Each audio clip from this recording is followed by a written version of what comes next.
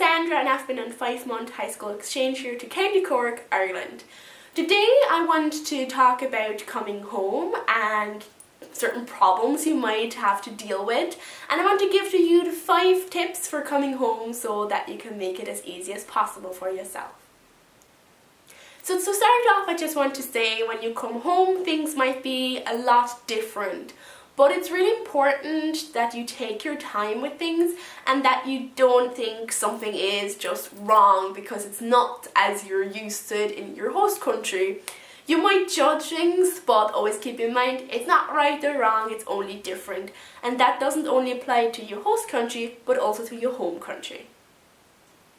The first tip I want to share with you is to be patient with all of the people surrounding you. Be patient with your family and friends because they might want to understand what you went through and what you experienced, but it might be a bit hard for them to picture you being in America, the UK or Ireland, because they simply have never experienced that, never seen you being there.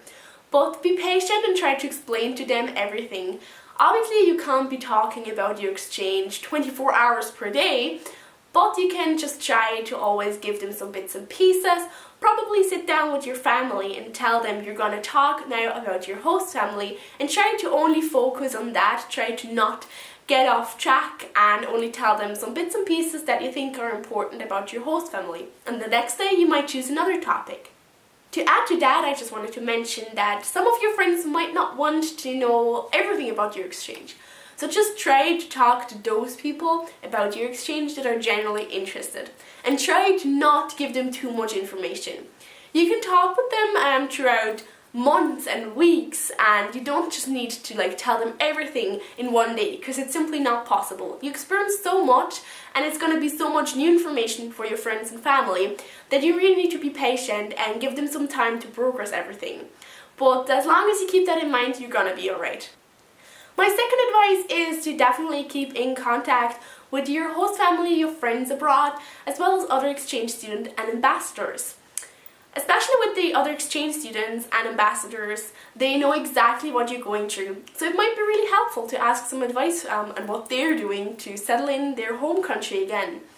As well, I would say it's really important to keep in touch with your host family and friends, because you need to show them as well that you haven't forgotten them, that you're still grateful, and to just keep in touch. Tell them now finally what you're doing back in your home country. Send them pictures of all the places you've probably told them about so that you can really have friends for life and that you don't just forget them once you're back home. They're always going to be a big part of your life and you need to tell them, so definitely keep in touch.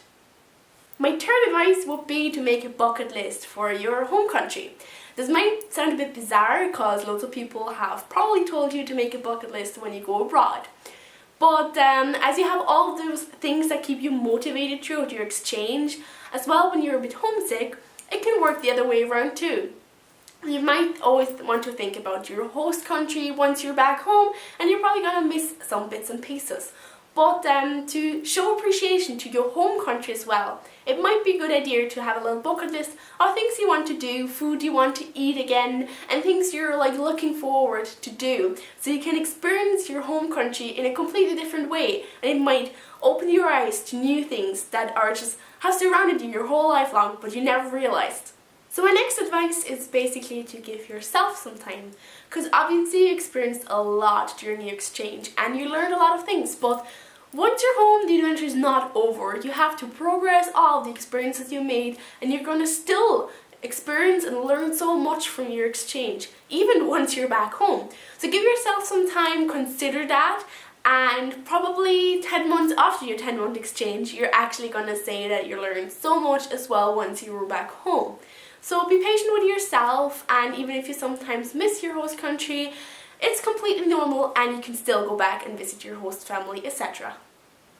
And last but not least, I want to advise you to always stay positive. There are always good days, there are always bad days, and in my opinion, it's in your power to say whether you want to be a positive or a negative person. You can surround yourself with positivity, think about all the good things you experienced, all the possibilities you had, and do not think about what you cannot do once you're home, because you're always going to have the opportunity to go back, and you need to be grateful for everything you experienced. So try to focus on those things, and even if you're sometimes a bit sad, and if you miss friends that might be all around the world, take into account that it's a good sign that you can miss those friends, because it means you have amazing friends that might be all over the world but that are worth missing, and you're never going to forget them, they're never going to forget you. And friendship isn't something that is tied to a location or a certain time, but it's something that is inside our hearts. So those are my 5 tips for you for coming back home. I hope they can help you if you've just arrived home or if you're soon to go home. I hope that you can take that into account and that it helps you a bit. I hope you liked it. Bye!